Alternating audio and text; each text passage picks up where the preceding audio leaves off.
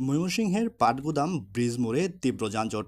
ময়মনসিংহ থেকে এস.এম.কে মিজানের পাঠানো তথ্য ভিডিও চিত্রে থাকছে বিস্তারিত। ময়মনসিংহ শহরের অন্যতম গুরুত্বপূর্ণ সংযোগস্থল পাটগুদাম ব্রিজ মোড় এখন প্রতিদিনই তীব্র যানজটের শিকার হচ্ছে। সকাল থেকে রাত পর্যন্ত এই এলাকায় যান চলাচলে দেখা যায় চরম বিশৃঙ্খলা। সকালে অফিসগামী কর্মজীবী মানুষদের ভিড়, দুপুর বিকেলে শিক্ষার্থীদের আসা যাওয়া এবং সারাদিন জুড়ে পণ্যবাহী ট্রাকসহ বিভিন্ন পরিবহন মিলিয়ে এই মোড়ে যানবাহনের দীর্ঘ সারি লেগে থাকে। শহরের প্রধান প্রবেশদ্বারগুলোর একটি হওয়ায় প্রতিদিন হাজারো গাড়ি, অটোরিকশা, ইজি বাইক, ভ্যান ও সাইকেল সহ এই পথ দিয়ে চলাচল করে।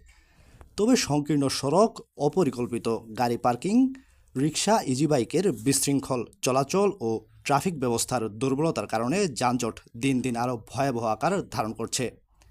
এতে ভোগান্তিতে পড়ছেন সাধারণ মানুষ।